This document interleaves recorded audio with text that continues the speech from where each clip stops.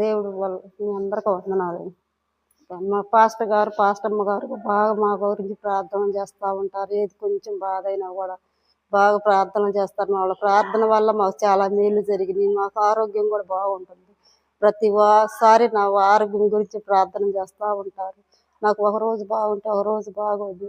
ఒకసారి BP down అయిపోయింది, ఒక్కోసారి పెరిగిపోతూ ఉంటుంది. నేను రోజు ప్రార్థన చేయించుకుంటాను. నా గురించి చాలా వరకు ప్రార్థన చేస్తూ ఉంటారు పాస్టమ్మ గారు, పాస్టర్ గారు. మేము ఎంత బలహీనత ఉండేవాళ్ళము, మరి ఎంత బలంగా వాడుకుంటున్నాం, ఎంత పరిచర్య చేస్తున్నాం చర్చిలో. కానీ మాకే బాగా ఆరోగ్యంగా ఉంటుంది. ప్రతిరోజు బాగా శుభ్రంగా రోజు మందిరానికి రావటం, ఆదివారం ఆదివారం. ఇంతకుముందు ఆదివారం మందిరానికి అంటేనే పోయేవాళ్ళం కాదు. ఎప్పుడు ఇంట్లోనే ఉండేవాళ్ళం, వండుకొని తిని ఇంట్లోనే ఉండేవాళ్ళం. అలాంటిది చర్చి కట్టించిన కాంటి మేము ఇక్కడికే వస్తానే ఉన్నాం. ఒక్కరోజు కూడా ఆదివారం ఇంట్లో ఉండకుండా బాగా మాకు మేలు జరిగింది. బాగా చర్చికి వచ్చిన కాడ నుంచి మాకు ఆరోగ్యం కూడా బాగుంటుంది. ఆయనకి కూడా బాగుంటుంది. ప్రతిరోజు బాగా హుషారుగా ఉంటాడు. ఆయన ప్రతిరోజు పనికి వెళ్ళి రావటం బాగుంటాడు. స్వస్థత జరిగింది.